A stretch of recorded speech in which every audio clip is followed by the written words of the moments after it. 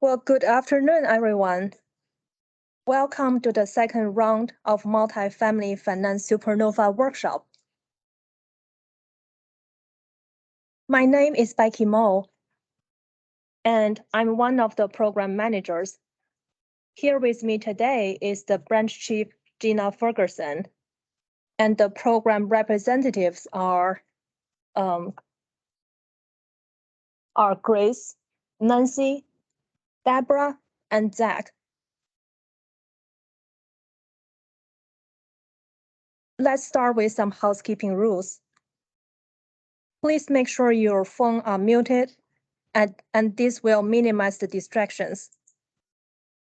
Please respect others' time, take time, and make time.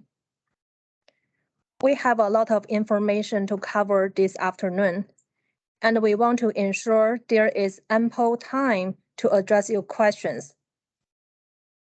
If you have a question, please put it in the chat. This way we can answer your questions in the order we receive it. And to the best of your ability, please note specific NOFA, program guidelines, or UMR citations when asking. This will point us directly to the area where you need clarification. We will try to answer as many questions as possible. However, depending on the complexity of the question or number of questions we receive, we may not be able to answer it today. Additionally, we may request that you send your question to the Supernova mailbox at Supernova. Can you hear them?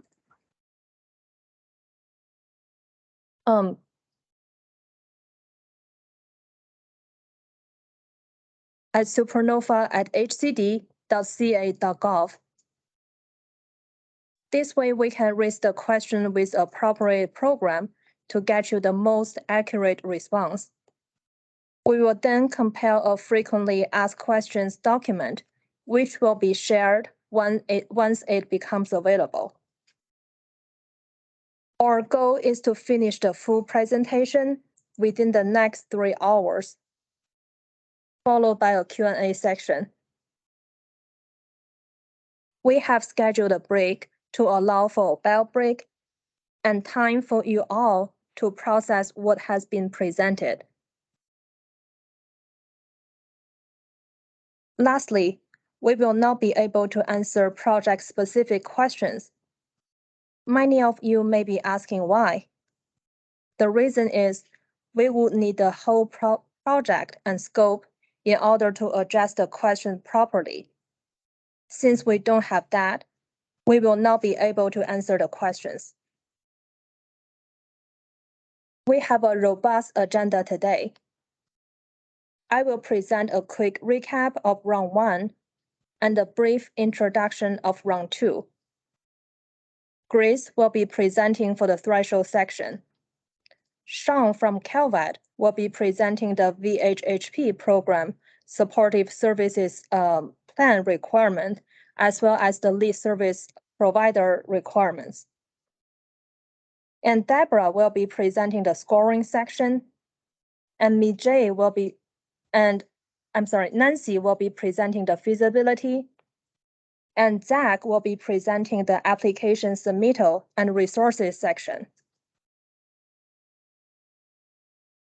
Let's take a quick look at round 1. MFSN program received 248 applications with the request of 3.5 billion. However, we only have 650 million available. As you can see on the table, we were oversubscribed. With what we have available, we were able to fund 72 projects and provided assistance to build 6,373 units. With that, let's move on to round 2.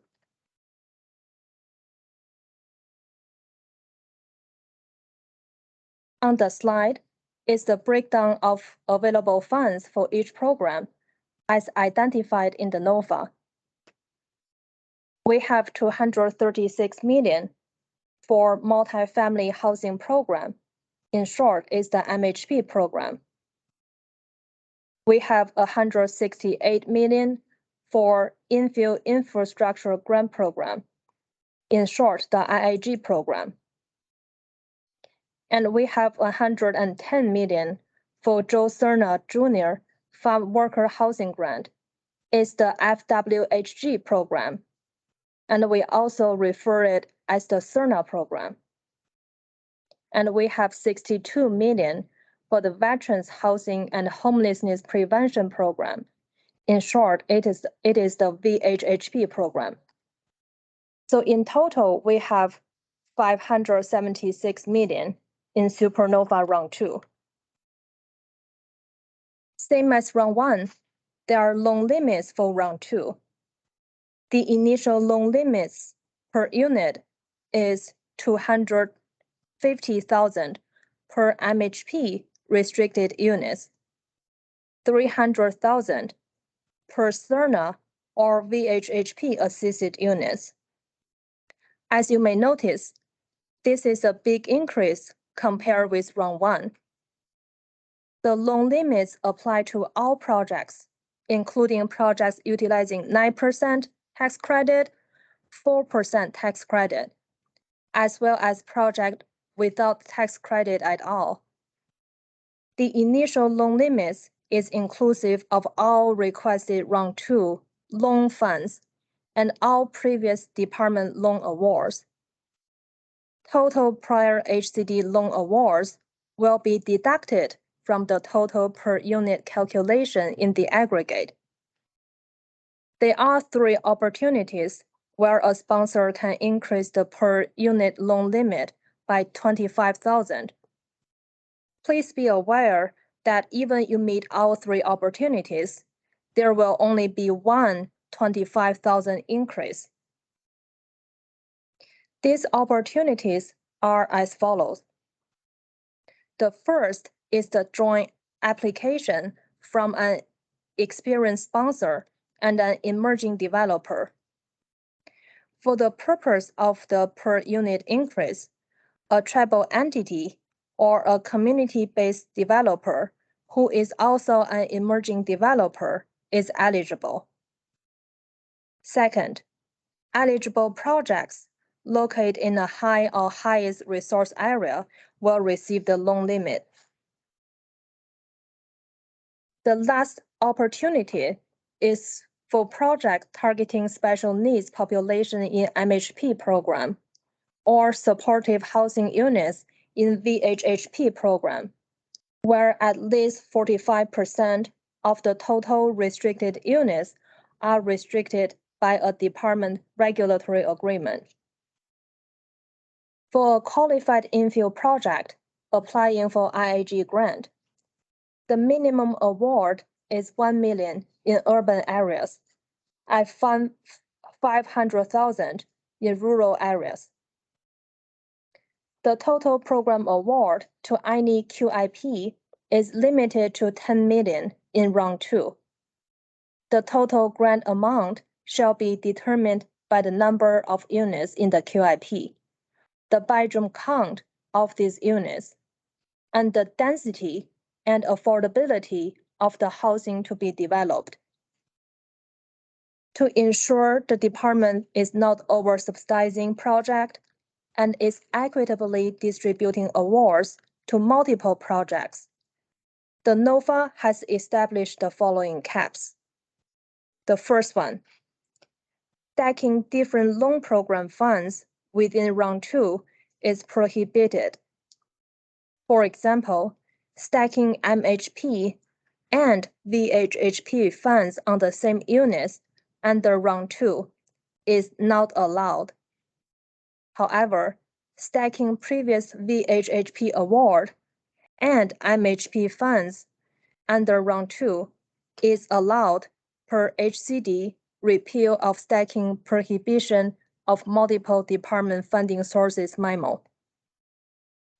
Even stacking is allowed under certain circumstances.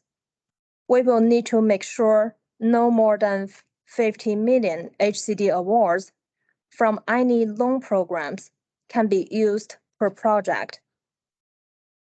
On top of that, each applicant is limited to no more than 80 million in supernova funds of any type, excluding any applications awarded in which the sponsor is a co-applicant with an emerging developer or tribal entity.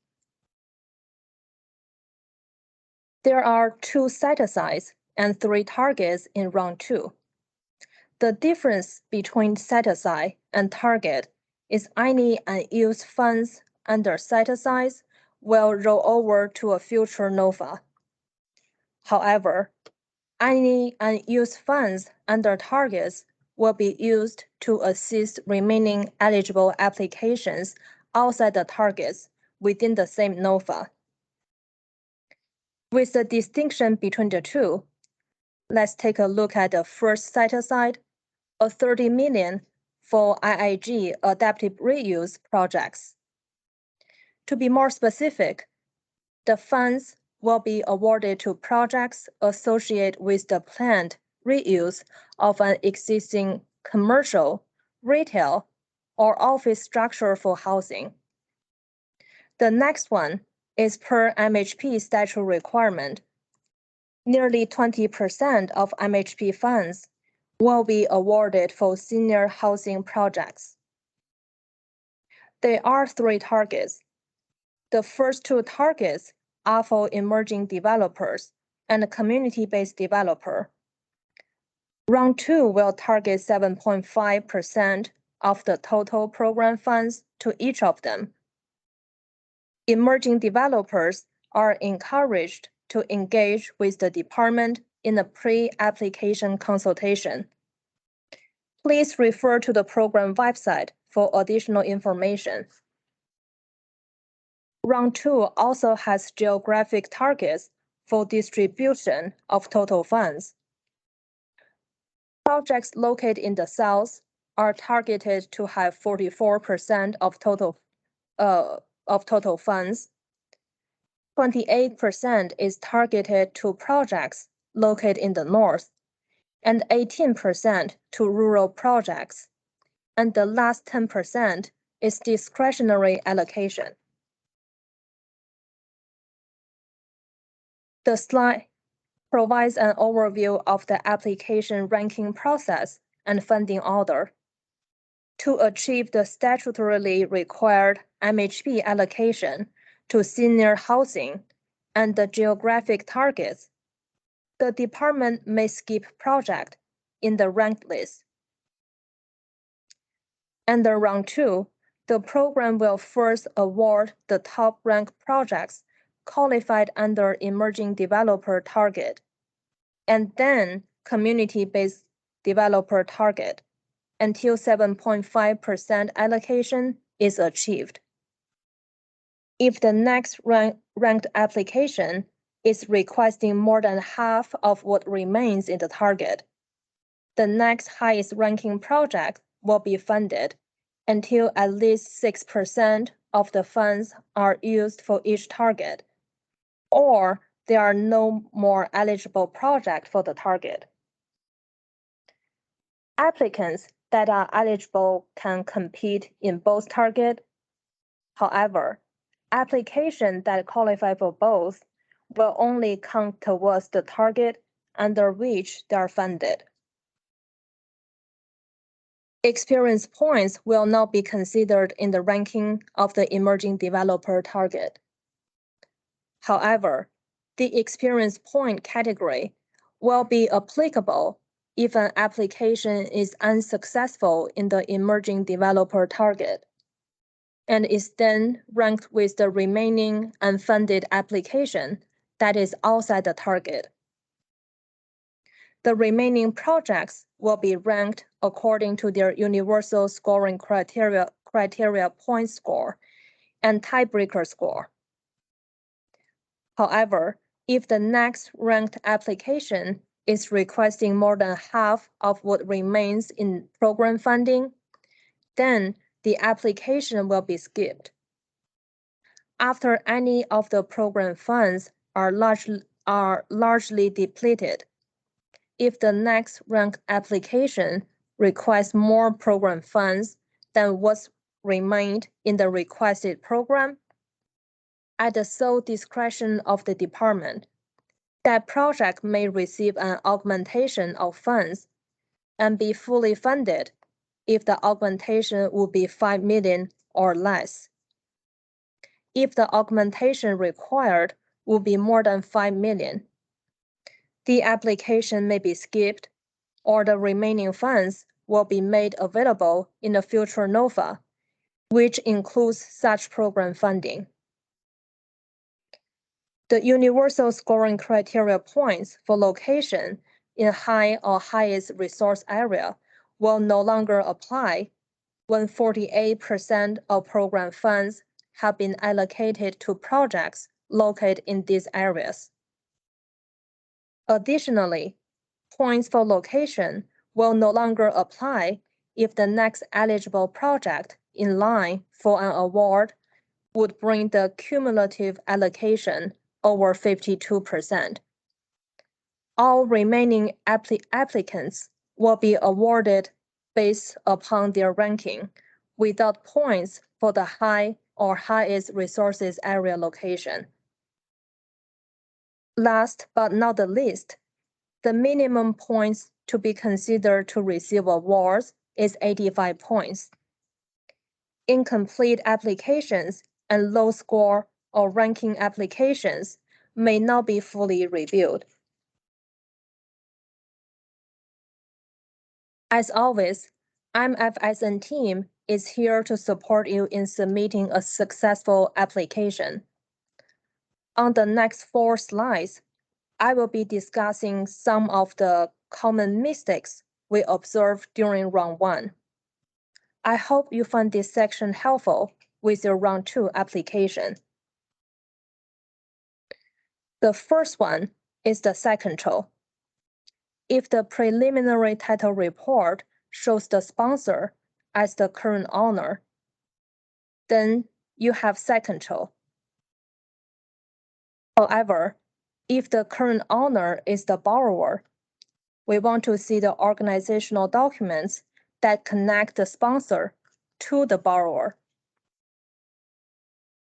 Another scenario could be the current owner is not in the borrower structure.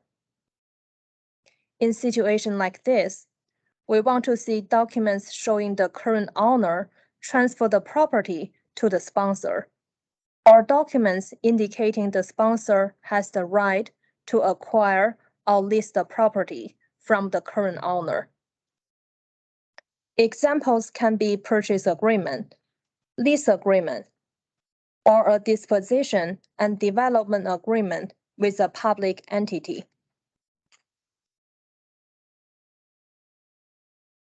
In round 2, the program continues allowing sponsors to use its principal's experience to pass threshold and receive points. I want to point out that there are 3 documents needed. We need a resume for principal, statement of qualification of the principal, and certification of prior employment executed by the previous employer. Additionally, the certification must include verification of the projects listed in the scoring section and the corresponding dates of experience. Phase 1 environmental site assessment is required as a threshold item, and it has to be dated within 12 months of the application due date. If the report is dated more than a year, you can obtain a letter from the company who produced the Phase 1 report certifying the land condition is the same, and the conclusion of the Phase 1 report is still valid. Each application includes many documents. We understand that. And we ask the identifier, such as the parcel number, is the same on all the documents. It's common that one project receives more than one HCD program fund? And if that's the case, congratulations. One thing to be noted is you need to present the same unit mix, development budget, and funding structure on all of your applications. We understand the market may change, and sometimes you need to change accordingly. But we ask you to communicate with all HCD programs you are interested. The reason is if the change could potentially result in previous award disencumbrance. We highly recommend you communicate the change to the program from which you already receive award from before making changes and applying for MFSN funds. Some sponsors already reach out to HCD to discuss the impact of the change. And thank you so much for taking initiative.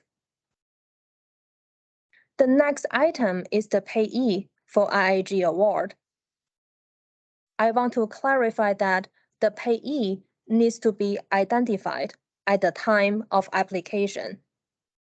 If payee is not identified on the application, and the applicants want to add it at a later time, you may potentially lose the 3 points of providing organizational documents for all entities involved at the time of application.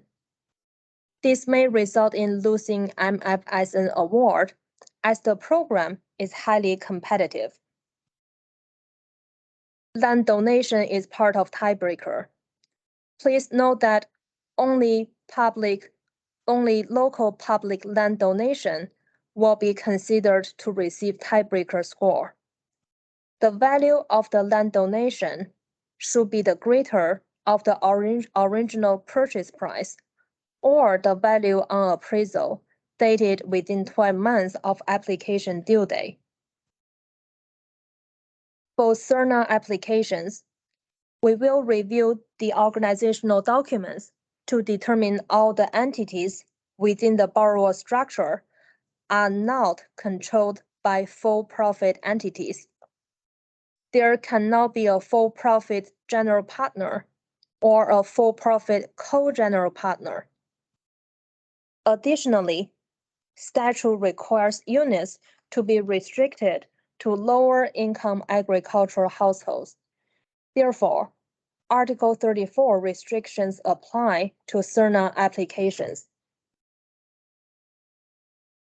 The last reminder is you need to enable macros when you first open the Excel application. If you don't enable it, the application will not function as needed. So if you download the application and open it, and you see the yellow banner with the notification that the protection view is activated, then it means the macro is not functioning as needed.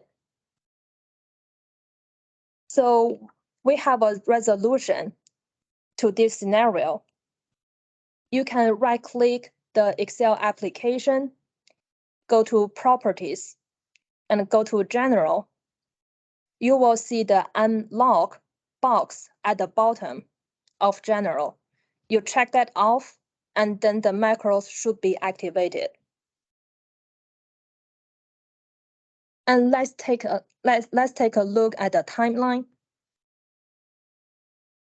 So the notice of funding availability, as well as the program guidelines, were released on May 18th, 2023.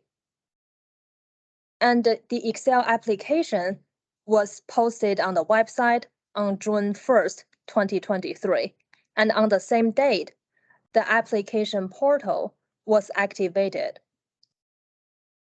The application due date will be July 12th by 4 p.m. Pacific Daytime. And we anticipate to make award announcement in the end of 2023 or early 2024.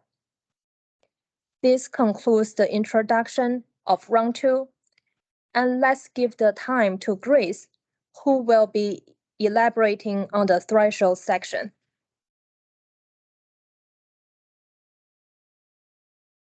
Thank you, Becky. Good afternoon, everyone. My name is Grace, and I will be discussing threshold.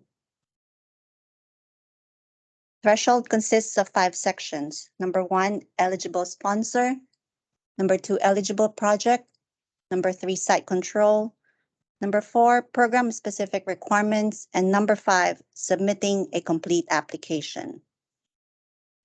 This is a summary of some of the universal or program-specific requirements and is not to be considered a complete representation of threshold in its entirety. Please review the individual program guidelines for complete information. During my presentation, I will introduce the threshold requirements that apply to all 4 programs involved in NOFA, and then I will dive into the program-specific requirements, which is section number 4. So let's start with the first threshold section, eligible sponsor. An eligible sponsor may be any of the examples listed on this slide. We recommend that you review the guidelines for program-specific requirements.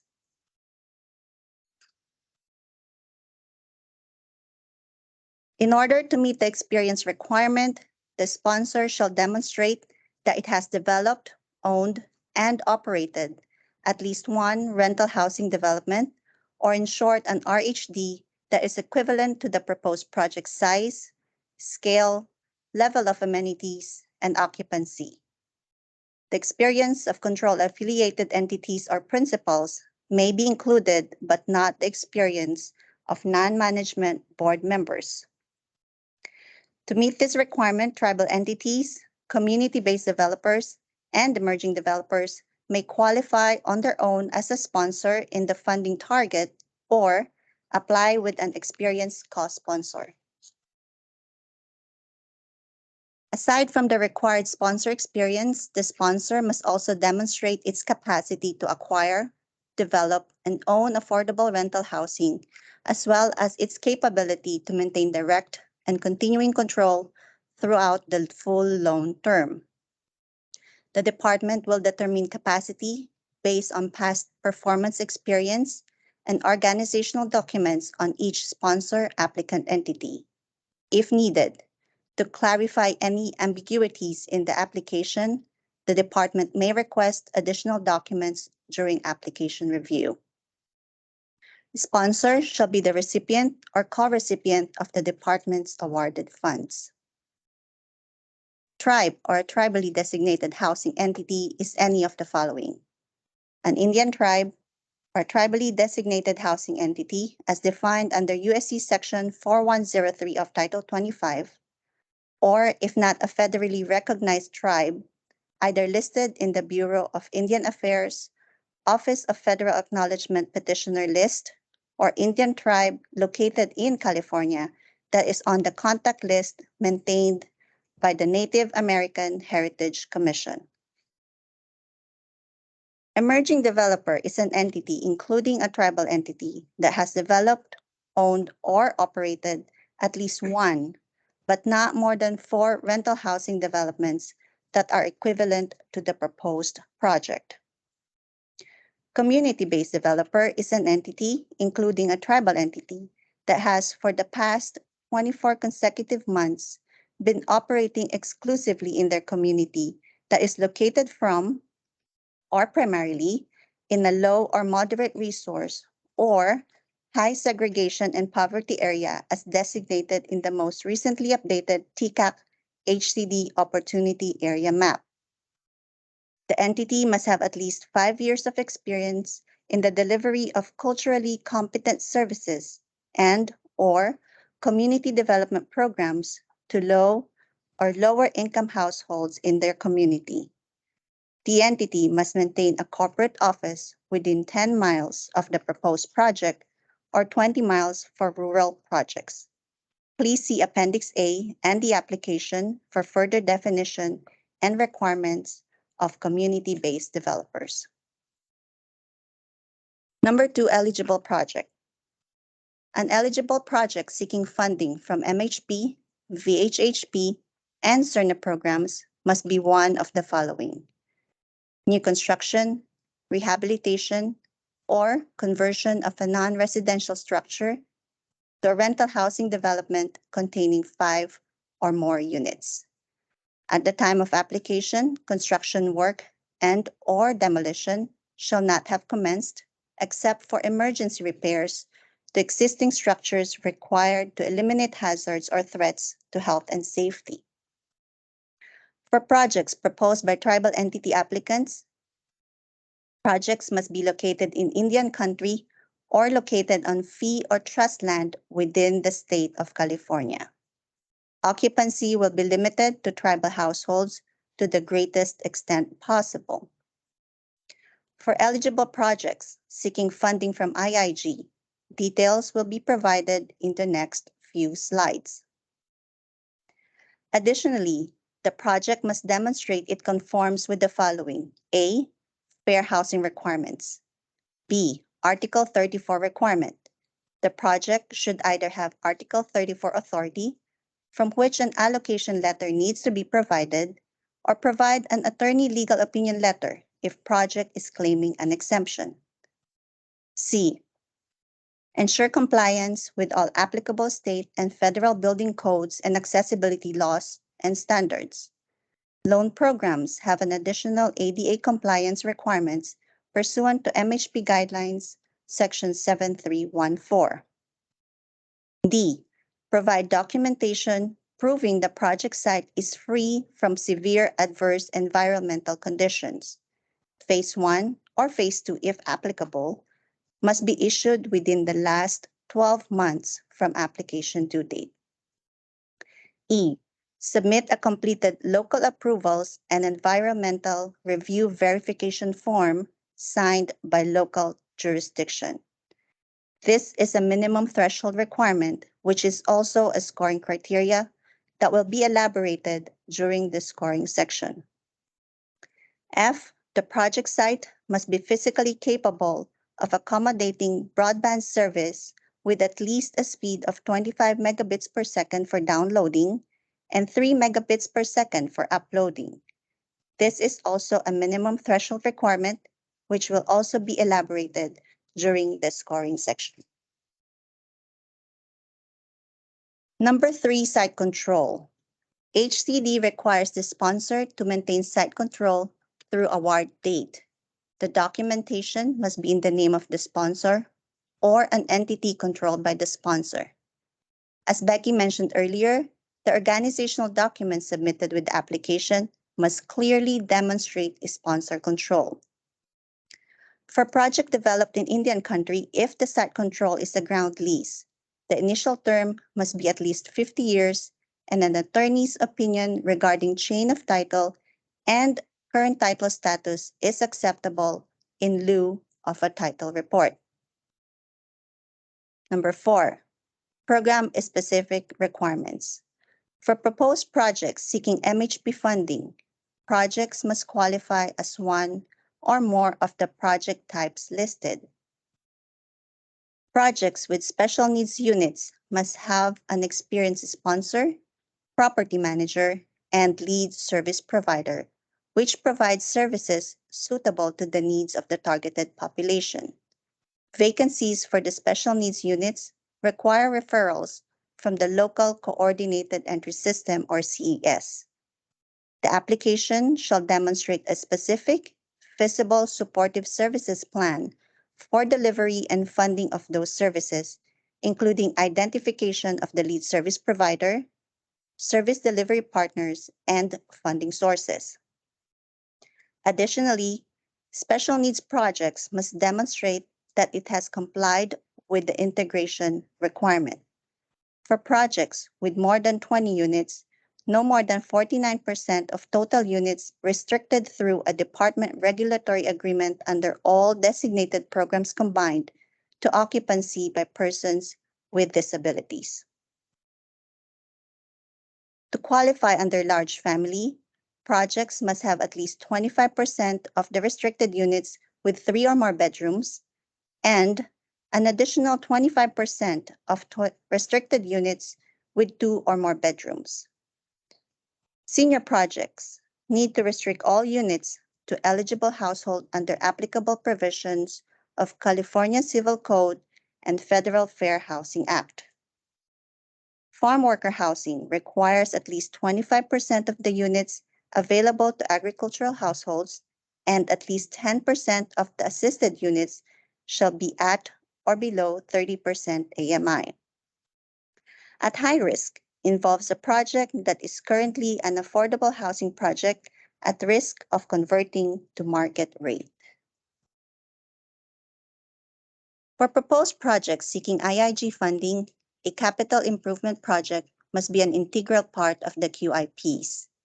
A QIP should meet the following conditions as referenced in the IIG Guidelines and Appendix A. Include more than 15% of affordable units per Health and Safety Code 50053, meet the net density requirements, be in an area designated for mixed use or residential development, and have a right-of-way, easement, or executed encroachment permit if off-site work is needed. For proposed projects seeking Serna funding, the specific requirements are: sponsor must be a non-profit. The borrower structure must be independent from any direction of or controlled by a for-profit entity. The project must have at least 25% of the units restricted to agricultural households, and to the greatest extent possible, at least 10% assisted units restricted to agricultural workers with incomes no greater than 30% AMI. Assisted units shall be available to lower-income households. Rent limit for initial occupancy and each subsequent tenancy by a new eligible household shall apply to all its assisted units. Project funding may be limited based on the presence of farm workers in the county in which the project is located based on the most recent U.S. Census of Agriculture. For proposed projects seeking VHHP funding, occupancy requirement must be met. Proposed projects must restrict the greater of 25% of the total units or 10 units to VHHP assisted units. At least 50% of the assisted units must be reserved to extremely low-income veterans, and 60% of which shall be supportive housing units. Aside from the occupancy requirement, the sponsor should provide a detailed supportive services plan at the time of application. For projects with assisted units other than supportive housing units, sponsors shall utilize an organization to provide resident services coordination who has at least 24 months experience in providing these services in publicly assisted affordable housing. The sponsor must demonstrate confirmation of local need for the project by including letters from local VA office and local continuum of care. The project shall also ensure compliance with Disabled Veteran Business Enterprise or DVBE and veteran hiring requirements. Sean from Calvet will discuss more about the supportive services plan and DVBE requirements shortly. And then number 5, submitting a complete application. A complete application is vital in passing threshold. This is a snapshot of the document checklist from the application. The column on the right identifies which documents must be submitted with the application by due date. The green check mark means the documents are pertaining to the project, and the red X mark indicates the documents are not applicable. Applicants must complete the Project Overview tab accurately to activate the indicators. Remember, during the threshold and scoring application review phases, no new, additional, or revised documentation will be accepted after the application due date. The application must be sufficient for the department to perform a thorough review and be complete pursuant to MHP Guidelines, Section 7318. This is the end of threshold section, and as a reminder, this is a summary and is not to be considered a complete representation of threshold in its entirety. Please review the individual program guidelines, NOFA, and Appendix A for complete information. I will now hand it over to Sean, who will go over the VHHP supportive services requirements.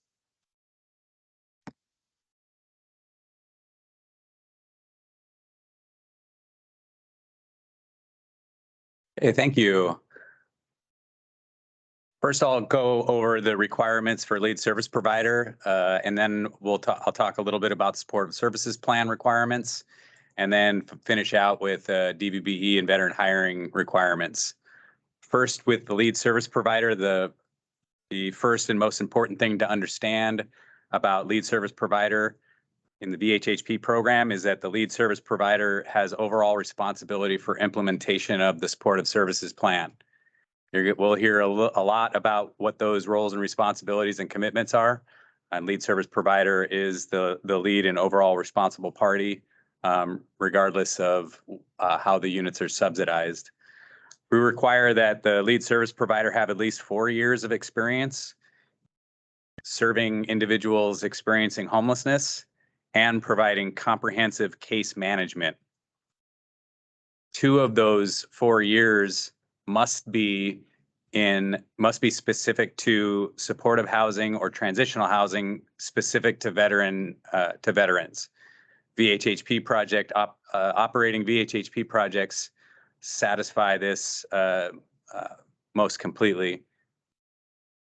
The remaining 2 years can be met by experience providing case management, comprehensive case management to veterans seeking veterans or individuals experiencing homelessness by way of area-based or tenant-based programs such as the supportive services for veterans families programs or similar VA programs.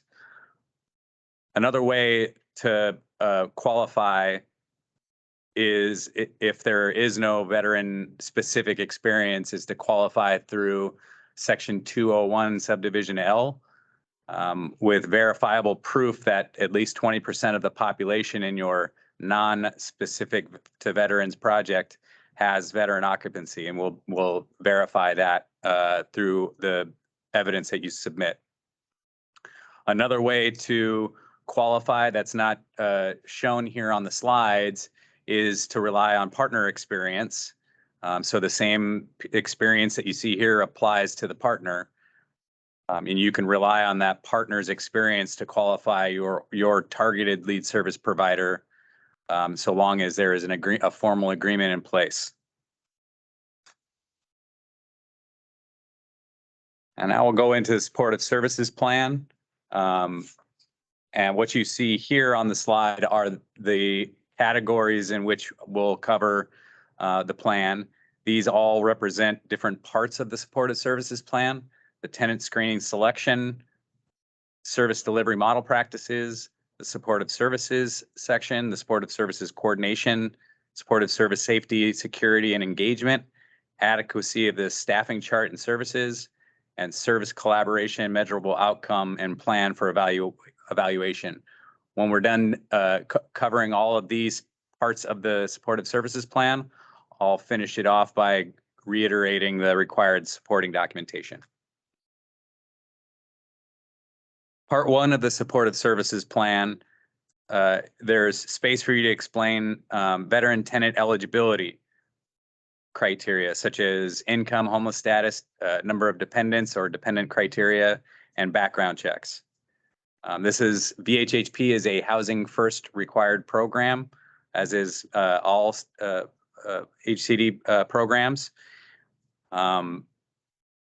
And so we emphasize and make space available specific for background check criteria, namely credit checks, rental history, and criminal background checks.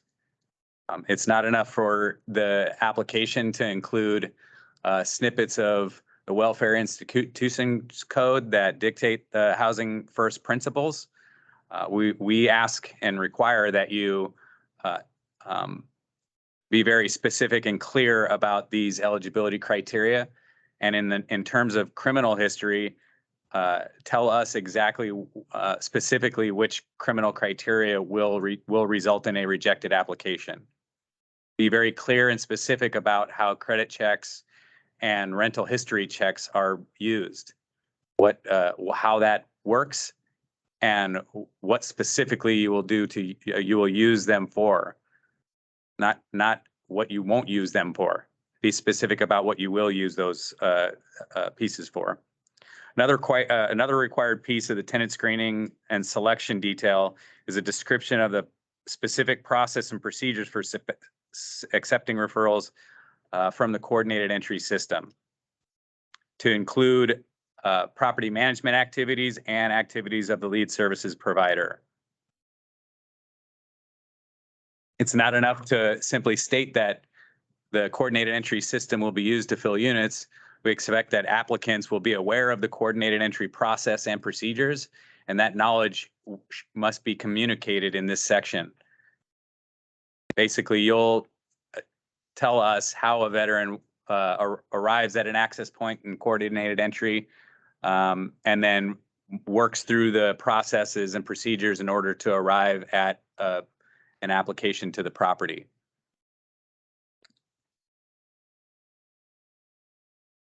Next is the supportive services plan, service delivery model practices. In this section, kind of going back to the lead service provider requirement, there is space available here for you to substantiate the lead service provider's experience. The contracts is what we'll be seeking in order to verify lead service provider experience. But in this section, part 2 of the supportive services plan, there's space available for you to tell us details about that experience in regard to VA program experience, other programs in the community, and knowledge and usage of those programs and community resources. Another part of this part 2, the service delivery model practices, includes virtually all the evidence-based practices and management practices that relate to the veteran tenant's experience living on the property. There's many of these. If you're familiar with this section, there are very many elements for us to cover, and it is extensive. So I won't go over all individual practices, but these are the bullets that you see on the slide here are the information that we're seeking for each of these practices. Policy regarding the use of the practice, right? That's the staff, which staff are required or responsible for what.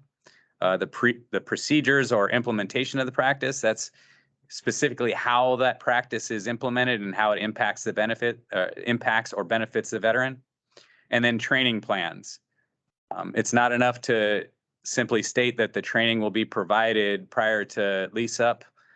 We want to understand not only the initial training activity, but also periodic and ongoing training activity to include, staff turnover and new staff coming on board as the project is operating. So be clear and specific about all of those. Make sure that when you're filling this section in, be very specific about roles and responsibilities, including the organization that has the responsibility and the specific staff within each organization. Going on to the supportive services element, this is sort of the meat and potatoes of the supportive services plan. And it is a description of all required services.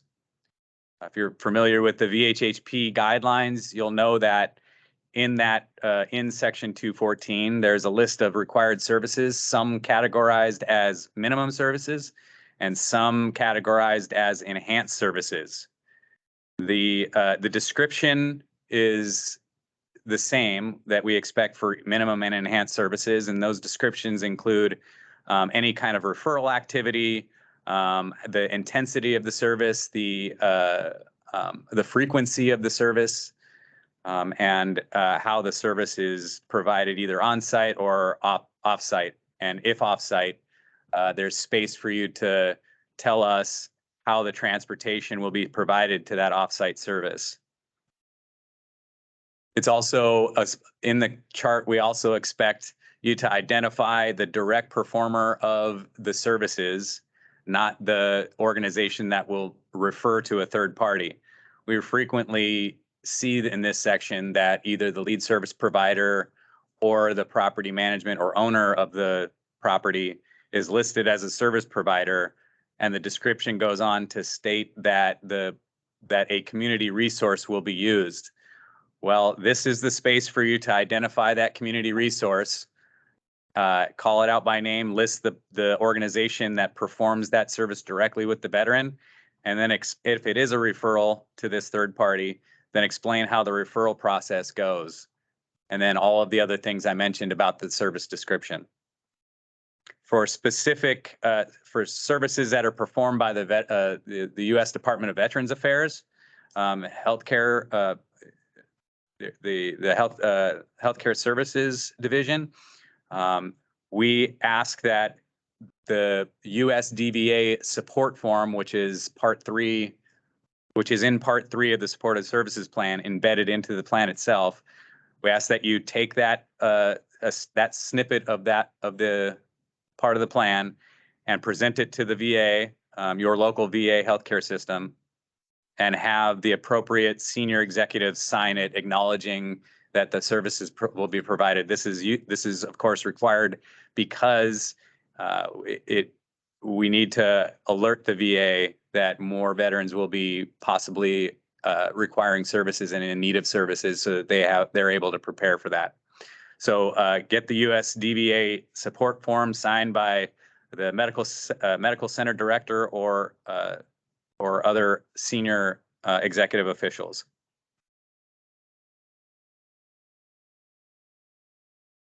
For supportive services coordination, this is where located directly below the supportive services chart. And this is where we ask that you describe how the required transportation will be provided to veterans. There is space for you to describe the transportation plan for veterans who are eligible for VA healthcare, and space for you to explain veterans who are ineligible for VA healthcare, how the transportation is provided. As a reminder, in VHHP, transportation is required to provide. Not necessary to explain that it's provided to all veterans who reside at your project, especially if some of those units are non-supportive housing, but you have to describe and explain the coordination per the target population that you're intending to serve. So if you have veterans experiencing homelessness, whether that be chronic homeless with a disability or otherwise, then explain to us the transportation provided for those populations. We expect that the transportation is provided for veterans who need help with getting to their services appointments. You'll also use this space to describe how the coordination of services is culturally competent, specifically veteran culture, but all other subcultures as well. How it's trauma-related and disability informed, and that barriers to transportation and services are rectified and mitigated. Supportive services engagement is, this refers to, we use this space here to refer to safety and security and services engagement. When we're talking about services engagement, it's very common on applications for us to see that process or the procedures explained as providing movie night or holiday parties or gatherings of some kind, which is of course appreciated and expected. But in addition to the group type of services and the strategies to engage veterans, we also want to know about individual services, individual strategies to engage veterans in individual services planning. If you're familiar with working with veterans, we aren't exactly the most approachable when it comes to asking for help. And as you may know, and you will know by the end of this presentation, that because VHHP is a housing first required program, it's required that services are made voluntary and not as a condition of access to housing. So it's very important for you to use this section to explain how veterans are engaged in individualized services. They're not going to come to you, most likely. So you'll need to explain how you'll come to them to plan those services out. Other things like group services can be informed through the tenant satisfaction survey. That's another requirement, and it's required to be administered annually. Be sure that when you're explaining this section, the tenant satisfaction survey, that you also explain how survey results are communicated to veteran tenants. This is a mechanism for them to air their concerns about the operations of the project and the service delivery, and so they need to understand, what the totality of the comments are. So make sure you explain how veteran tenants are made aware of the results of the survey. And safety and security policies and procedures. Those, like I mentioned a minute ago, for transportation and service coordination, those need to be appreciative of the target population you're serving. Safety and security is more than just building code type of safety and security measures when you're housing veterans experiencing chronic homelessness or who are homeless with a disability. Additional security measures are needed in that regard. So be sure to understand the target population when you're completing this section. Adequacy of the staffing chart and services budget. This is where you'll identify all staff that are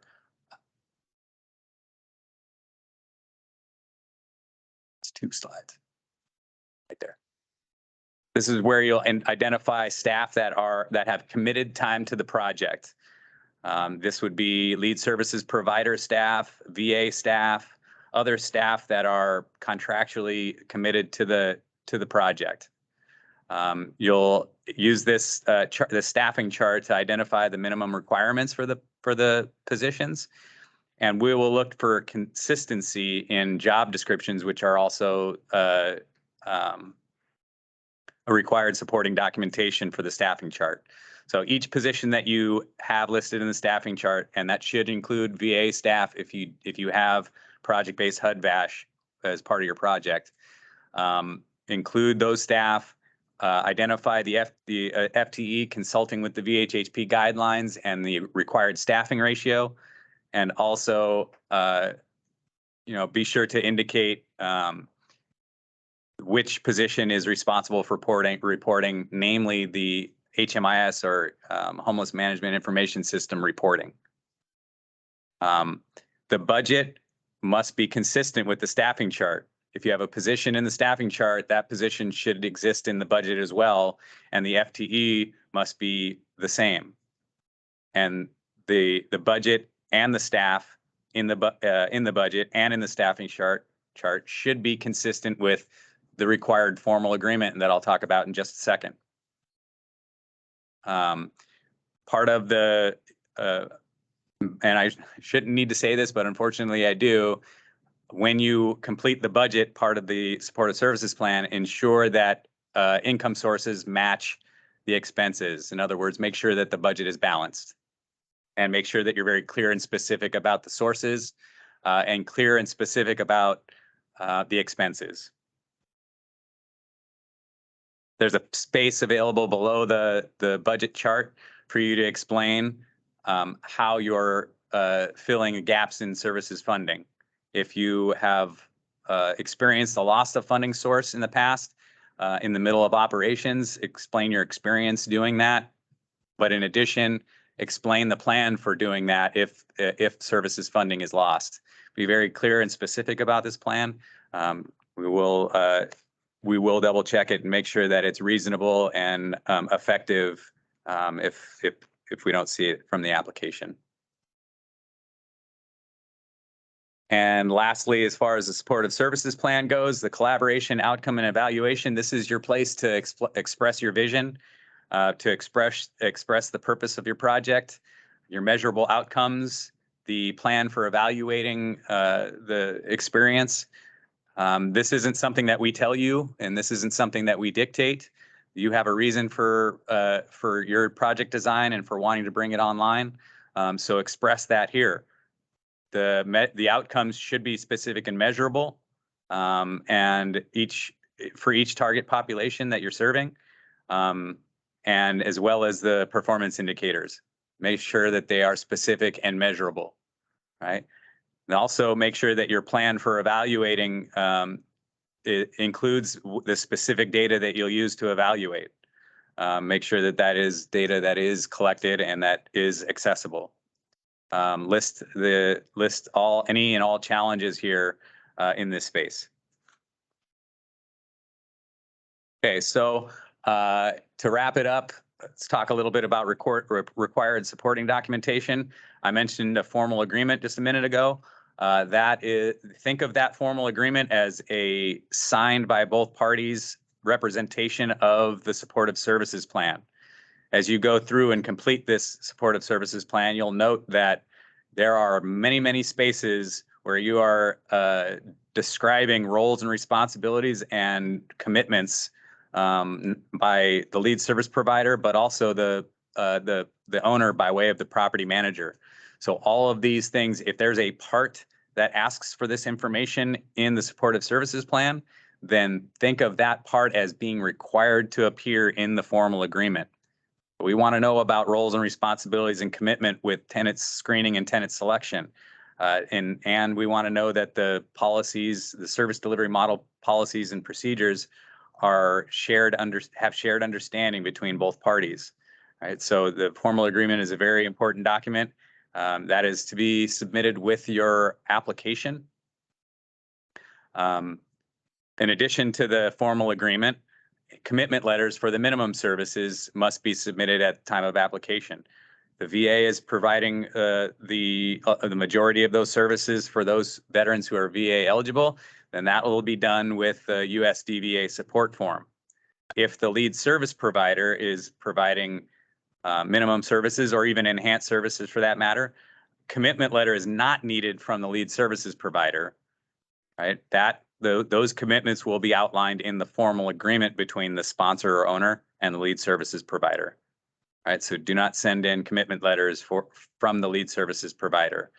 Commitment letters should come from direct performers or direct providers in the community that will provide or directly perform the services that are outlined.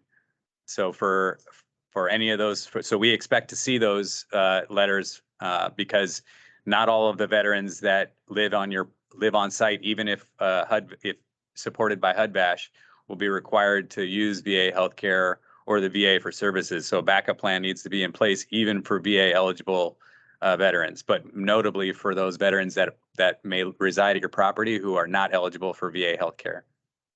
Also, job descriptions for all the staff that are listed in the staffing chart. Make sure that the job description specifically for the case manager includes veteran-oriented case management activities. And make sure that the job descriptions are consistent with claims made in the supportive services plan and the statements made in the formal agreement. And of course, as I mentioned a minute ago, the signed USDVA support form, make sure that that's signed by appropriate leadership at the VA healthcare system, not the HUD-VASH supervisor or a VA case manager or social worker. Right, make sure that it's senior executive leadership. And then lastly, to verify lead service provider experience, you'll need to submit public agency contracts. We understand that, for supportive services and supportive housing, there's a lot of different kinds of agreements floating around and involved. But what we're looking for to verify this experience is the public contracts that initiated the need for the service to the homeless and the required comprehensive case management. So be sure to send in the public contracts. Make sure that those contracts state very clearly and specifically that the target population is homeless and that comprehensive case management is a requirement. Okay, and for the DVBE requirement, some of this you need to know at application. Some of it you'll need to know if and when your project is awarded. But with your application, you'll identify a DVBE plan administrator. That will be the single point of contact that we'll work with to verify the 5% of the total construction costs were performed or supplies provided by DVBEs. So that is the requirement. 5% of the total construction costs be awarded to DVBE subcontractors. Again, can be for trade work or for building supplies. So identify the DVBE plan administrator and also give us a DVBE utilization plan. And this is located on the VHHP supportive services plan. So if you heard a few minutes ago that there is some mechanisms that you need to do in order to gain access to that VHHP supportive services plan, that includes the DVBE portion. In the DVBE utilization plan, you'll tell us the plan for locating DVBE subcontractors. What sources and products or platforms will you be using to solicit bids from DVBEs? What organizations will you work with to try and get the word out, to advertise? How long will you advertise? Those are the kinds of things that you'll want to put in your DVBE utilization plan.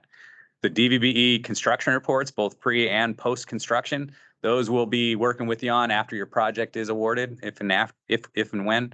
And so look out for that. That's there. We have more information available, more detail regarding that we'll make available in due time. And lastly, veteran hiring is a requirement of the program, although it's not a program that we verify with evidence. So it's a good faith effort. But it's not necessarily something that we should have to ask for because hiring veterans just makes good economic sense. So what we mean by the veteran hiring is within the development team. So the sponsors organization, the general contractor, the lead services provider, other organizations that are members of the development team, hire veterans. Right, we have plenty of evidence to suggest that veterans have the strongest internal motivation to do good and to do good work in a project that they know are going to benefit veterans who are less fortunate than they are. We've talked with sponsors, we've talked with general contractors and service providers to verify this as proof, as fact, that when you hire veterans, nobody's going to care for veterans and work harder for veterans than veterans themselves. So if you want somebody as part of your team that's going to run circles around everybody, go ahead and hire a veteran and watch it happen. But if you need help hiring veterans or you need resources to locate veterans, we have the information. You can contact us. And our contact information will be available here. I think it's in the next, there you go, next slide. So our contact information is here. Feel free to contact me anytime if you could benefit from resources to help you hire veterans, but do it, you won't be sorry. And that's all I got, and so we got a break.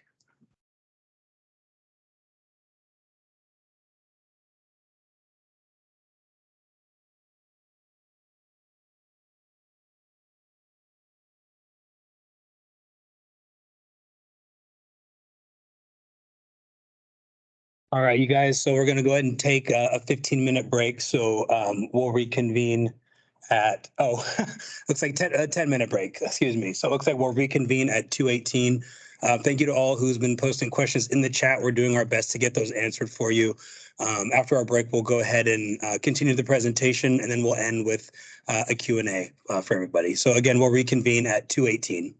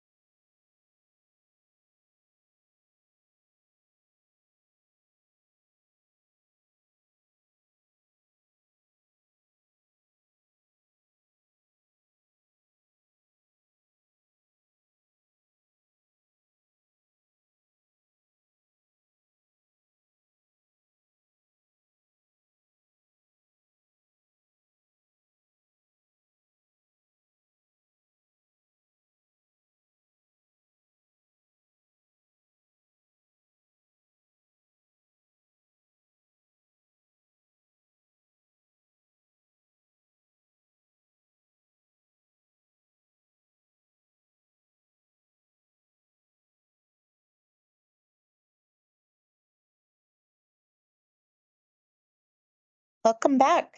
I hope you grab more caffeine for this next section. My name is Deborah Smith, and today I will be discussing the second phase of the application review, the universal scoring system of the NOFA. The scoring criteria chart provides a summary of the maximum points that can be obtained in each category. For round 2, an additional point has been added to addressing state policy priorities, and a point has been deducted from the adaptive reuse section. I'll be going over the highlights in each of these categories. The first scoring category is serving lowest income levels with a potential maximum points of 30. Points are awarded based on the average percentage of units, 20 to 50% of area median income, AMI. If a project is designated as rural, as defined in Health and Safety Code, there are some points available at 55% AMI levels. Please refer to the NOFA document for a table of point options at different AMI levels. To receive any points, there is at minimum 10% of restricted units at the 30% AMI level. Units at the lower 30% AMI level must be distributed proportionately across all unit sizes, or alternately more heavily represented among larger units. This minimum does count toward points in the table. This is a visual representation from the NOFA applicant's lowest income scoring table. In the scoring sheet of the application, cells will auto-populate point scoring depending on inputs in the unit mix sheet of the application. The more units in a lower area median income, the higher the point option available to a project for a maximum of 30 points. State policy priorities provide location based on sites and population targeting. For location, there are 5 points available for sites located in high or highest resource areas. For population targeting, up to 10 points are available for setting aside units to assist homeless households, other special needs households, and/or agricultural households. And for developing affordable housing on public access lands, there are a maximum of 3 points available. This point category provides 5 points for sites located in high or highest resource areas, but with a soft cap similar to what was adopted by CIDLAC in 2022. This means that the high or highest resource area sites will have a 5-point advantage until 48% of the NOFA funds have been assigned to projects located in high or highest resource areas. A link to the opportunity map can be found in the application. These high or highest resource area points are available to new construction and adaptive reuse projects. MHP senior projects do not qualify for high or highest resource area points unless they also qualify as a special needs project with at least 25% department restricted special needs units. This is to help ensure that senior project types, which may be easier to have approved for funding in high resource areas, are not disproportionately awarded.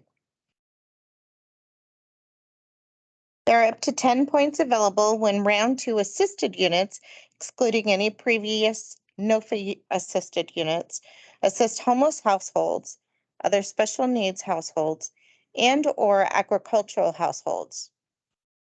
Under this category, rehabilitation projects are scored differently from new construction. For this point option, rehabilitation projects must also meet the following conditions.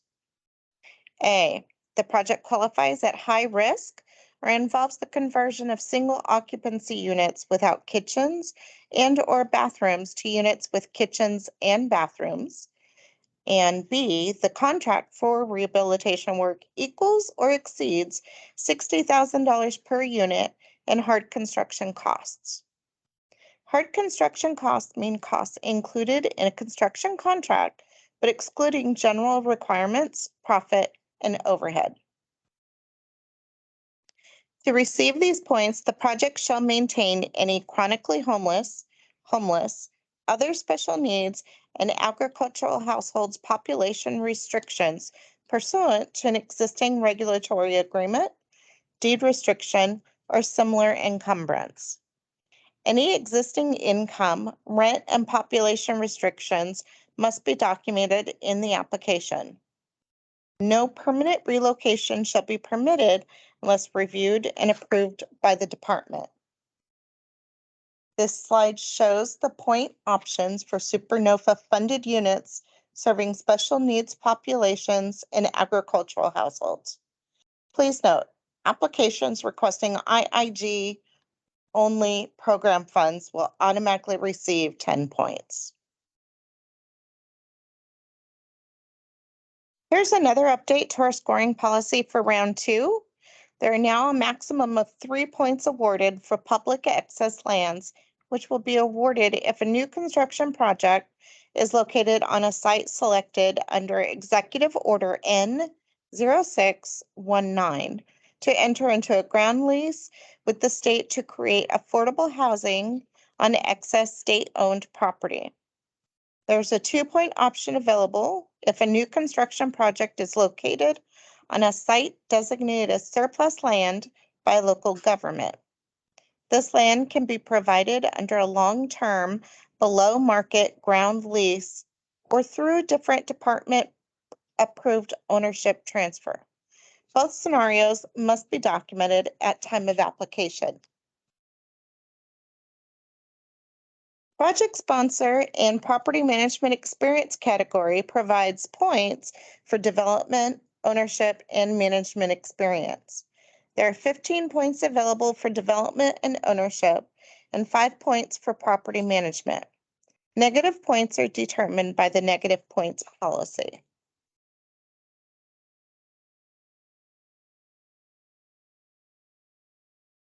For development and ownership experience, applications will be scored based on the number of affordable rental housing projects that the sponsor applicant has completed and operated. For applications requesting IIG program funds only, applicant experience is evaluated.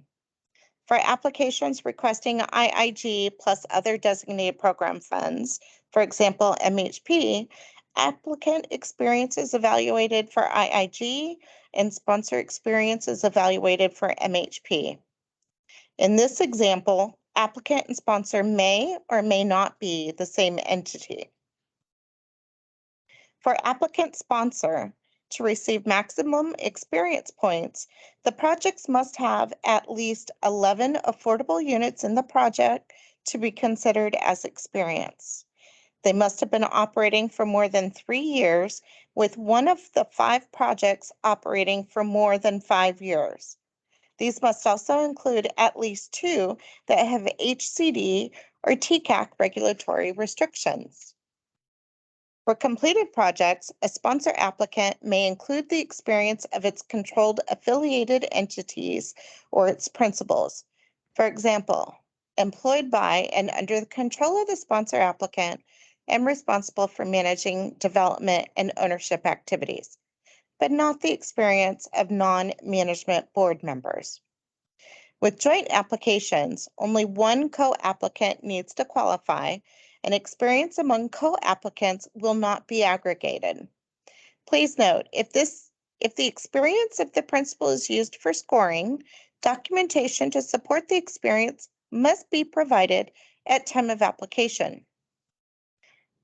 Also, an emerging developer cannot have developed, owned, or operated more than 4 rental housing developments. Additionally, the experience of an emerging developer's principal shall not be used to qualify as an emerging developer sponsor or applicant for maximum development and ownership experience points. There's an option for some applications to receive these points with 1 less project, meaning the projects developed for experience would total 4. This is a point option for special needs projects and/or community-based developers with projects that have been in operation for 3 years or more, with at least one department-regulated project or a project utilizing low-income housing tax credits allocated by TCAP.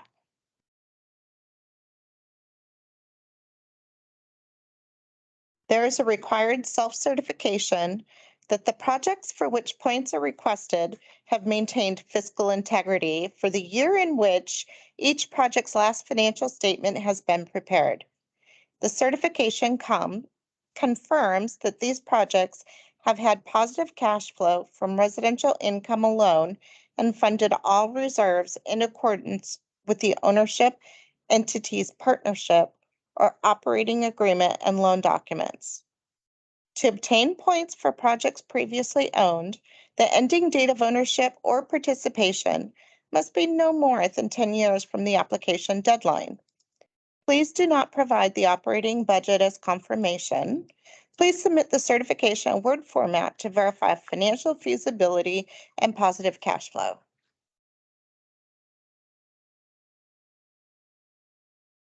There are 5 points available for property management. To receive maximum experience points for property management, the property management company must have managed at least 11 projects for more than 3 years. Each project must have at least 11 affordable units, must include at least 2 projects that have HCD or TCAC regulatory restrictions, and the ending date of the property management role must be no more than 10 years preceding the application deadline.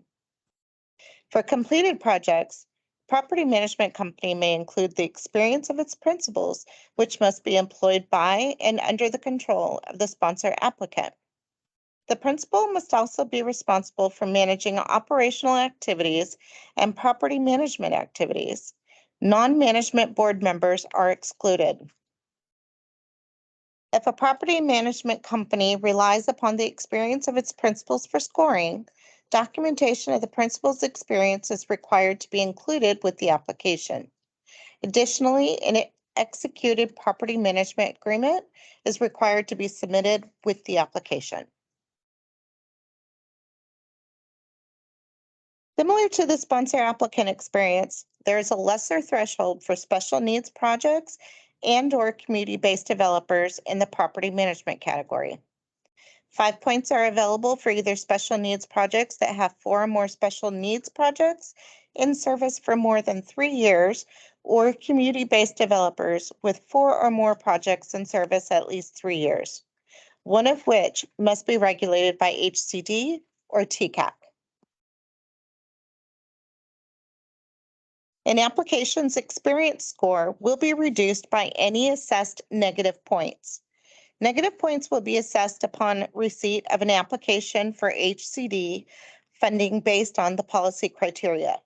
Applicants will have an opportunity to appeal the assessment of any negative points. For complete information, please review the policy, which is on the HCD website, and also the NOFA's appeal section. If a sponsor applicant is subject to a negative points assessment based on the criteria outlined in the department's negative points policy, HCD will notify the sponsor applicant in writing in the initial point score letter. These events will not result in the deduction of points if they have been fully resolved as of the application due date. If you have any projects that have been awarded HCD funds, we recommend you contact the Asset Management Compliance Branch, AMC, at complianceverification@hcd.ca.gov, as shown on this slide. Project readiness is a 20-point category with 4 components, 2 related to financing commitments, 1 related to land entitlements and environmental clearance, and 1 related to the ultimate borrower entity. Enforceable funding commitment, EFCs, for all construction and permit financing, excluding tax credits, must be submitted. To clarify, we are requiring the commitment letter for the bond letter, not the CDLAC allocation commitment. If you have been awarded additional HCD department funds, please provide us with an award letter. If it has not been awarded by 9/30 September 30th, 2023, then it is considered not committed and points will not be received. New to round 2 is the requirement that both rental and operating subsidy commitments will be required to be committed at time of application in order to receive these readiness points. Land donations must be supported by an appraisal and/or purchase or sale agreement or some other instrument of title transfer or a local fee waiver. A funding commitment in the form of a local fee waiver must be supported by written documentation from the local public agency. A below-market lease that meets the requirements of UMR Section 8316 would be considered a land donation. There are 7 total points for land use approvals. 5 points can be obtained for submitting all required land use approvals or entitlements necessary prior to issuance of a building permit, including discretionary approvals. Project sites where applications for streamlined ministerial approval have been submitted to local government entities are eligible for these points when the applicant submits a legal opinion and certification that the project reasonably meets the eligibility requirements for streamlined ministerial approval, and when all necessary applications and notices have been submitted for review. This point category also includes an option for projects located where a FEMA major disaster has been declared to provide a certification that all necessary land use approvals or entitlements will be completed prior to the construction loan closing. However, please note, the NOFA requires that the FEMA major disaster declaration to have been made within 1 year preceding the application due date, and any FEMA major disaster declarations that include more than 20 counties will not be eligible for these points. There are also lesser point options available for land use approvals. For environmental approvals, 2 points are available for local certification of CEQA exemption or completion. And there are 3 points available for fully forming the ultimate borrower entity and/or IIG only recipient. This includes all fully formed affiliated entities in which a full set of organizational documents and all amendments are submitted with the application for the ultimate borrower entity or the IIG only recipient, and all constituent tier entities of same. The next scoring category is adaptive reuse, infill, proximity to amenities, and sustainable building methods, with a potential maximum points of 20. 1 point has been removed from proximity to amenities section, which last round awarded 1 point for a transit stop being located within a 1/4 mile of the project. Infill development and net density. 5 points for infill development, including adaptive reuse of a vacant and underutilized non-residential building.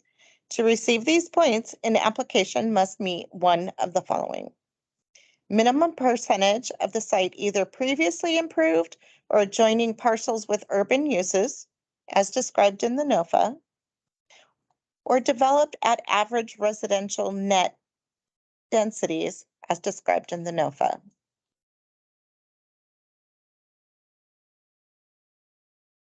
For proximity to amenities, there are 5 points available.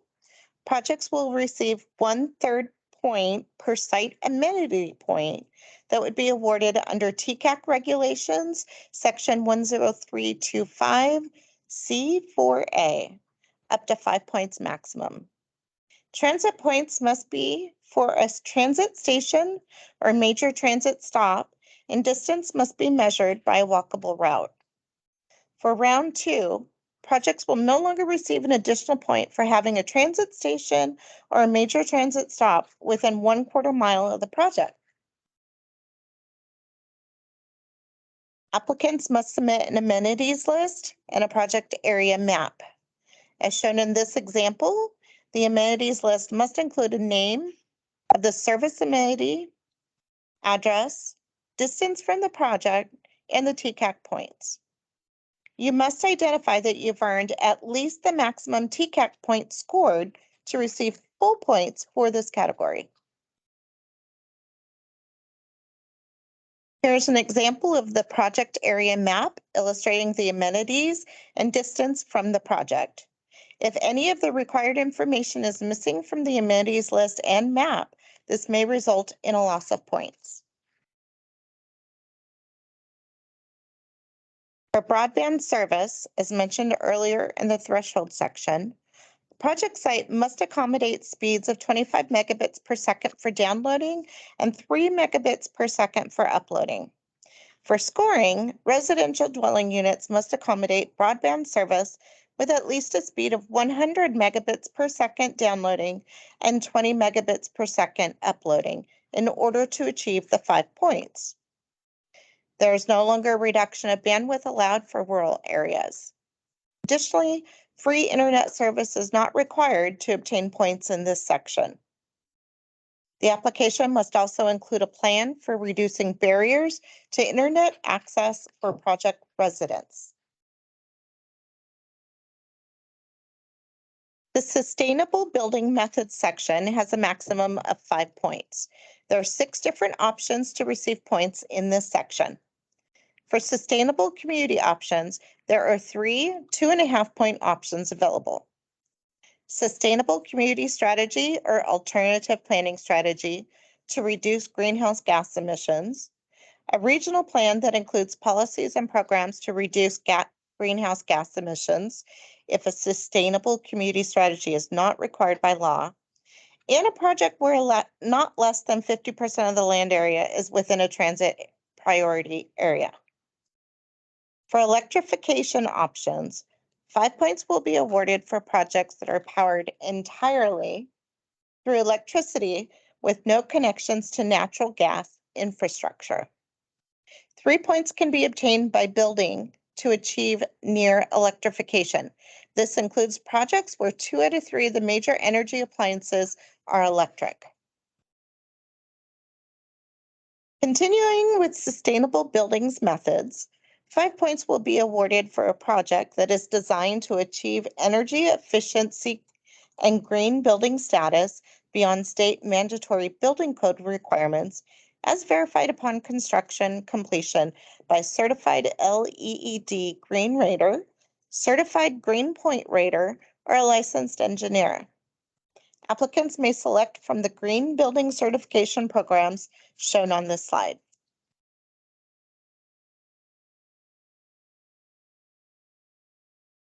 The cost containment point category compares project total development cost to the county average, adjusting for unit size and AMI targeting. The NOFA application will calculate the score automatically based on inputs that are made in the development budget, unit mix, and high cost verification sheets of the application. The limit can be adjusted or increased by selecting from a list of items.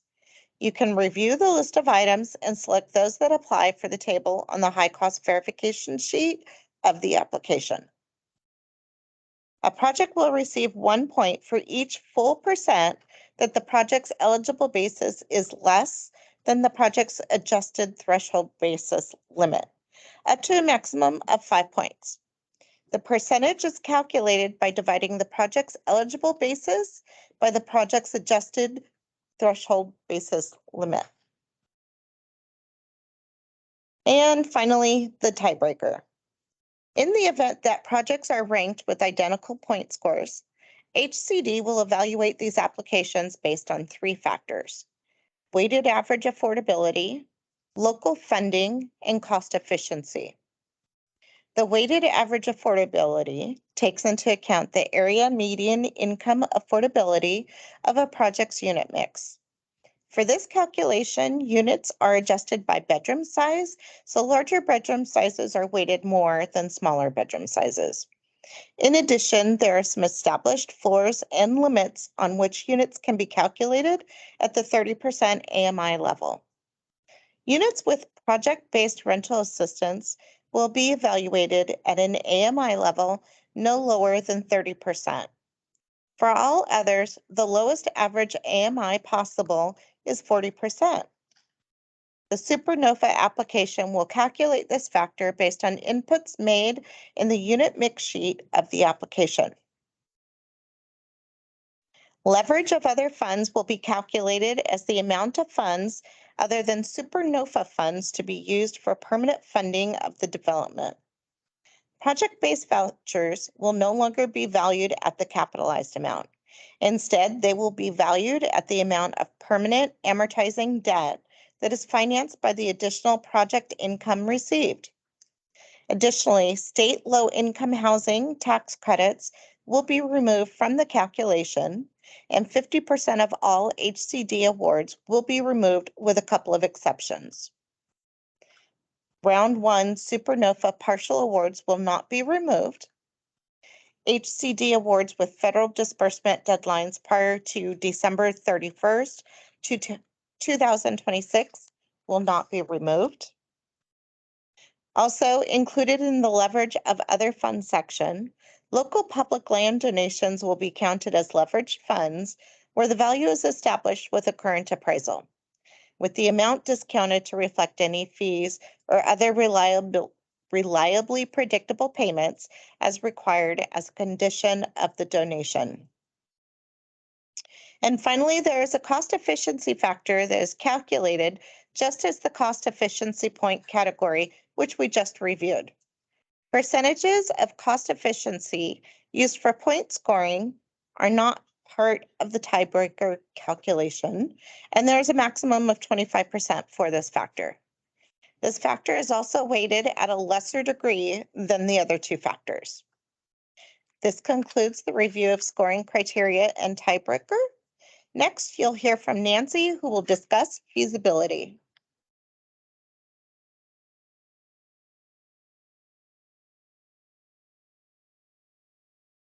Thank you, Deborah. My name is Nancy, and I'll be guiding you through feasibility, the third and final phase of the application review.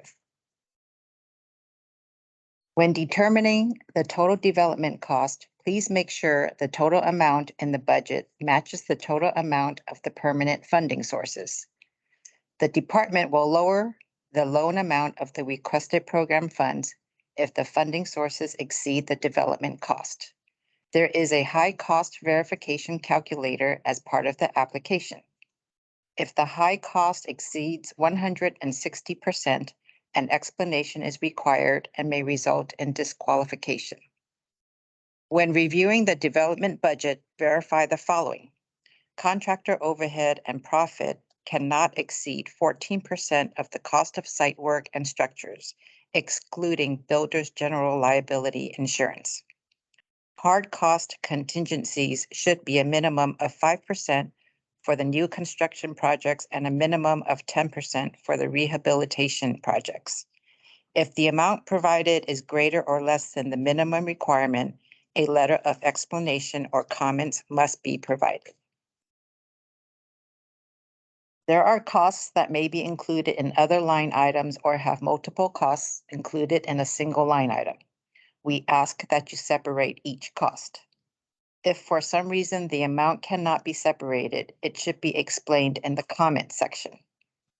Some examples of these costs include prevailing wages, accounting, and miscellaneous items.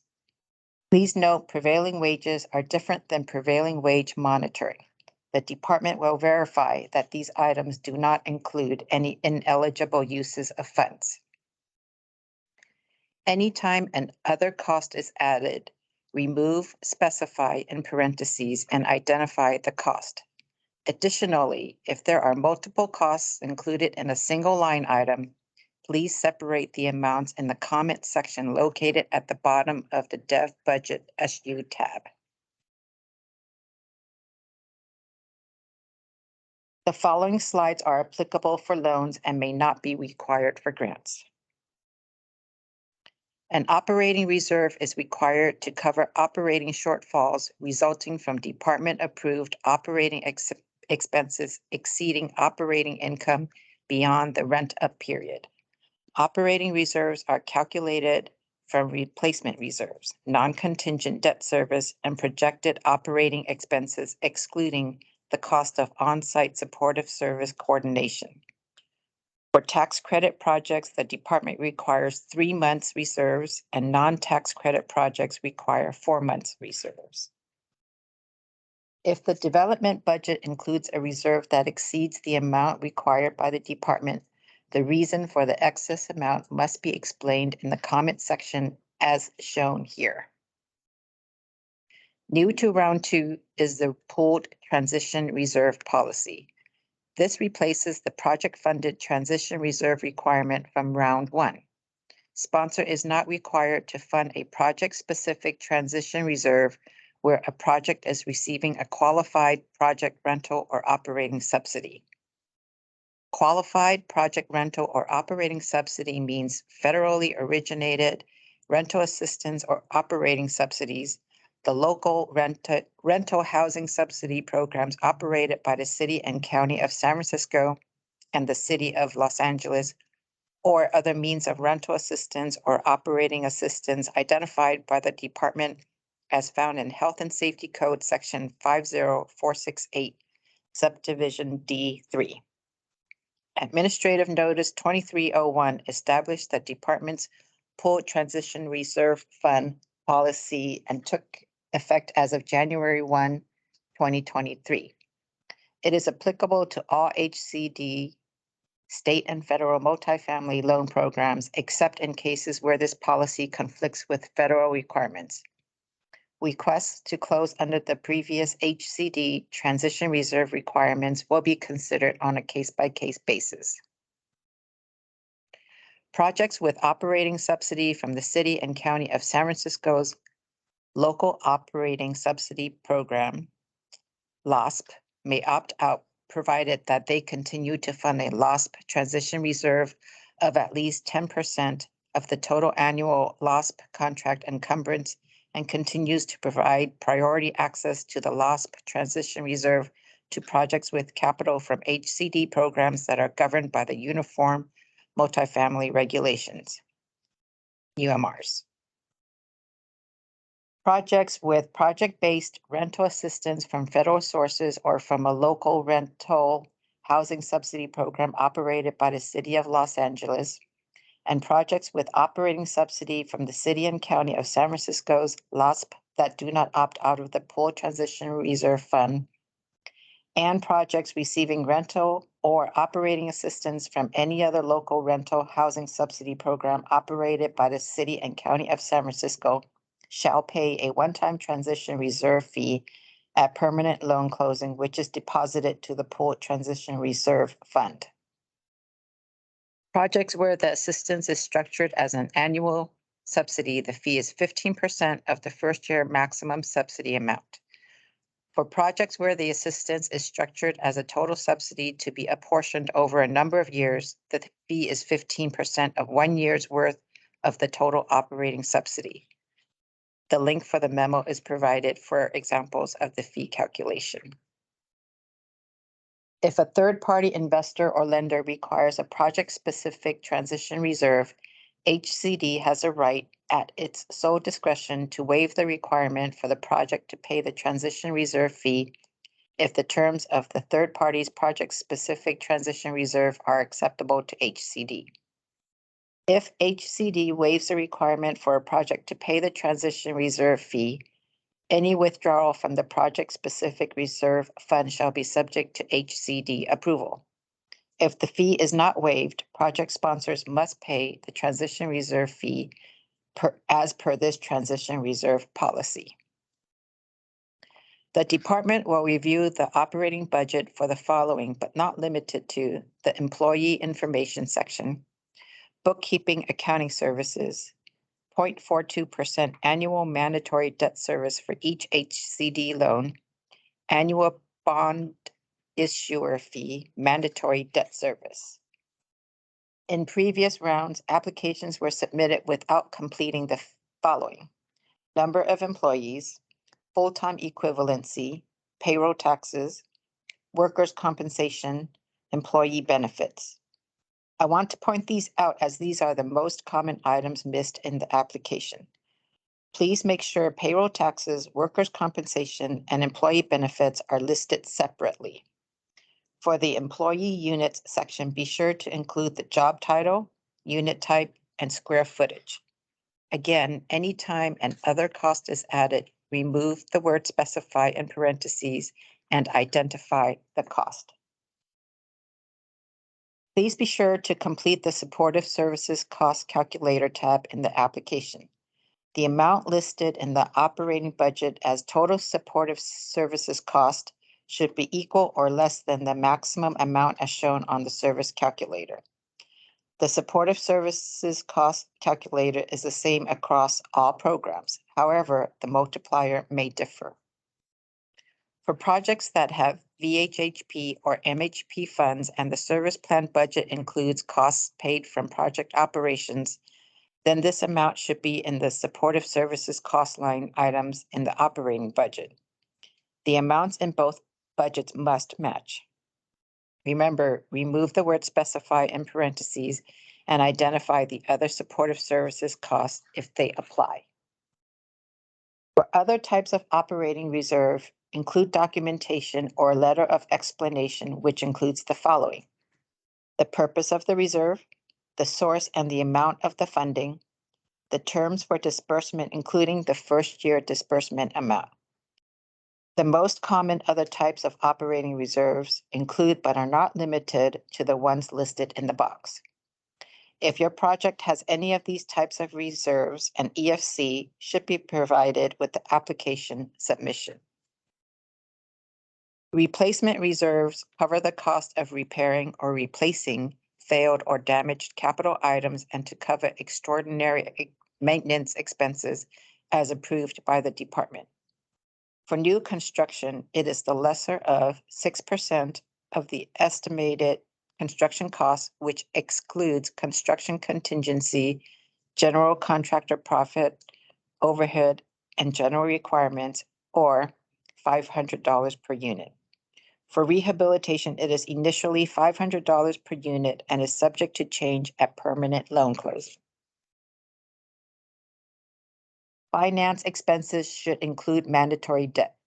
Mandatory debts include amortized loans.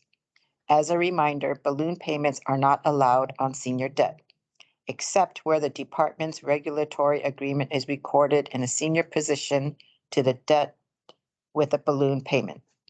Balloon payments are allowed on junior debt during the term of the program loan only where the department determines that the balloon payment will not jeopardize project feasibility. Mandatory debts also include the 0.42% annual debt service and the bond issuer fee. These amounts must be included in the finance expense section of the operating budget. Remember to include the annual debt service for any additional HCD loan separately. Asset management, partnership management, and similar fees must not exceed the amount allowed per UMR 8314 subsection B1. For the current year of 2023, the amount allowed is $38,168. For projects with proposed rents, please select the proposed rents dropdown as illustrated here on the cash flow analysis. The application will be underwritten by the department using restricted rents and will need to be feasible under both the restricted rents and the proposed rents. The regulatory agreement will reflect proposed rents. The project must demonstrate a positive cash flow for 15 or 20 years, depending on the more restrictive program requirements, utilizing assumptions of an annual 2.5% increase in gross income and 3.5% increase in operating expenses. The first year debt service coverage ratio, DSCR, should not be less than 1.1 or greater than 1.2. An explanation should be provided at time of application if the DSCR does not fall within these parameters. Pursuant to UMR section 8301 subsection E2, DSCR shall not be greater than 1.2 except where first year cash flow after debt service is less than or equal to 12% of the operating expenses. Residual receipts and sponsored distributions are paid 50-50. The department may share with other public entity lenders residual receipts on a pro rata basis. Keep in mind, residual receipt payments are not allowed on land donation or ground leases. Please note, sponsor loans are paid from the sponsor's distribution. That concludes the section on feasibility, and I will hand it over to Zach.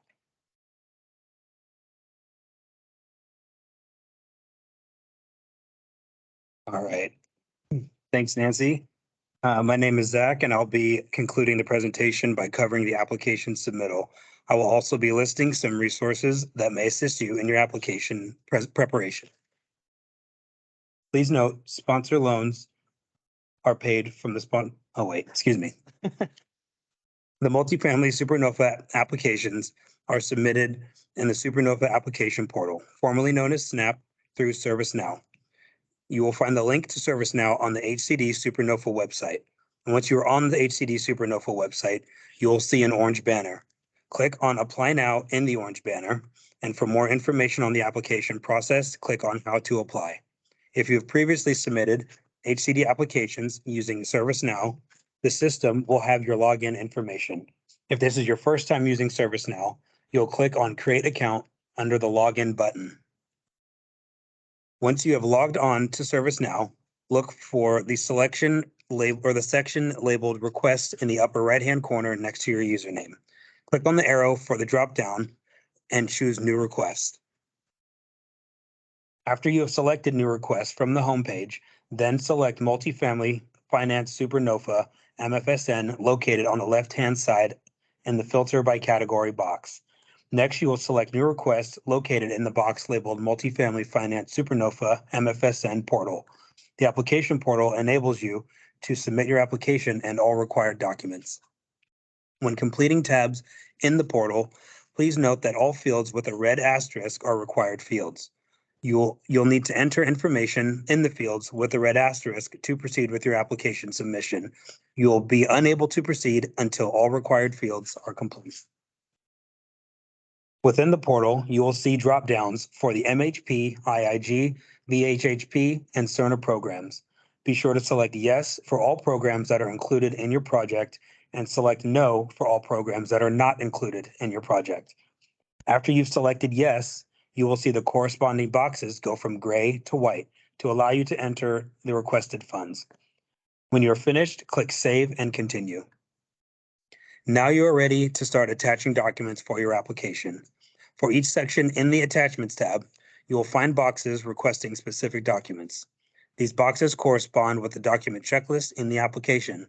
You can drag and drop attachments into the appropriate portal boxes, and all portal boxes with a red asterisk will need to be completed in order to submit your application. Please note, the portal allows the sponsor or applicant to upload up to 200 attachments. You will be unable to submit your application if the required boxes are incomplete.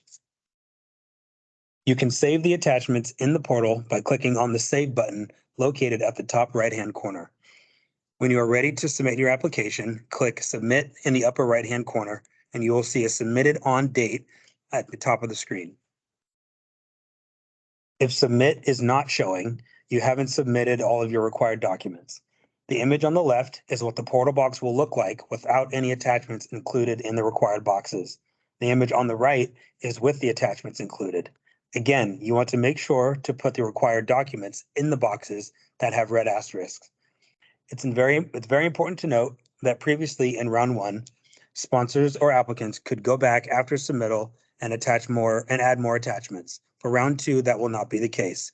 Once you submit, you will not be able to go back and add more attachments, so make sure to hit save if you're waiting on more documents to attach, as this will allow you to revisit your application at a later time.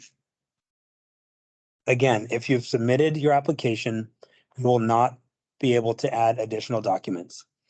And just to touch on that just a little bit, we understand that you might have multiple people completing these applications, and I know things can kind of get lost in the shuffle. So in the event that somebody does accidentally hit submit and you're still waiting on more attachments or more documents to attach, go ahead and contact our technical assistants, and we'll go ahead and help you reopen the application to allow you to attach more documents. So again, like I said, we understand that there are sometimes multiple hands in the pot. So if something accidentally happens, go ahead and contact our TA and we'll get you taken care of. You can add attachments only if your project has a status of draft. Adding attachments can be done by clicking on Request, then HCD Request. You will then see a list of applications identified by number and project name. Click on either your application number or project name, and at this point, you can now add documents. If you can't find your project, you can search by entering the application number or project name in the keyword search box. To submit a complete application, you must submit the MFSN Excel application and all required supporting documents to the portal. You can add to a saved application up until 4 p.m. Pacific Daylight Time on July 12th, 2023. Your application must be submitted through the application portal. Wet signatures are no longer required as part of the submittal process.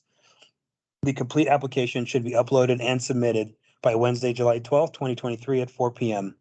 No exception or no submissions will be accepted after that date and time. There are no exceptions.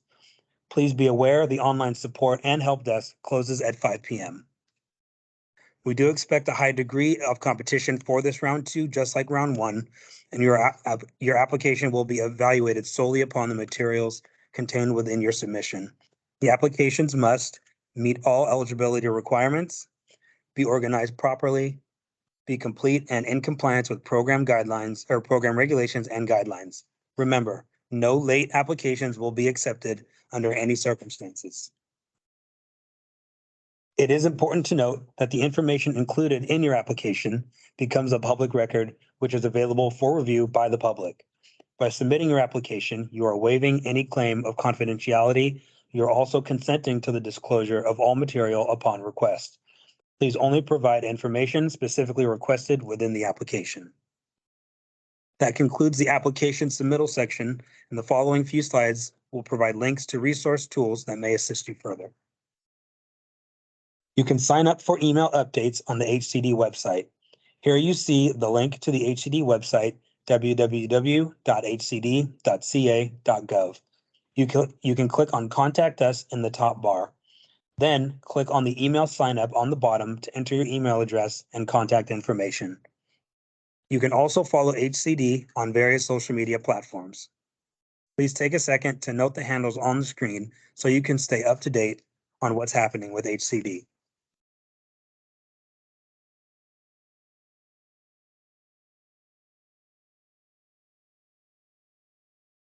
Here are the links to the Multifamily Finance Super NOFA website, the 2023 TCAC regulations, a methodology for determining rural status, TCAC HCD opportunity area maps, and California government codes.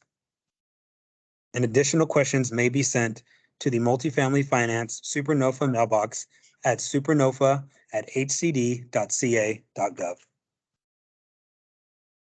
And that concludes our Multifamily Super NOFA presentation. We are going to continue with questions and answers. Oh, thank you so much, Zach. Hey, good afternoon, everyone. This is Becky Mo, and I will be taking questions that you dropped in the chat. So I will go from the top to the bottom. And I noticed that some of the questions we already answered, but I will still go over them just in case there are any participants that join us at a later time. I just want to share the information across the board. So the first question in the chat is about the program forms.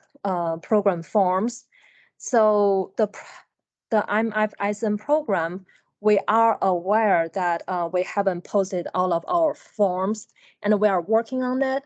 But that shouldn't stop you from preparing the applications because none of the threshold items or the scoring items are in the program forms. Like, you don't need anything for that section. So if you are really curious about the content, you can refer to the program forms from round 1. So the round 2 documents will be similar to round one. And speaking of the timeline, we are trying to post the program forms in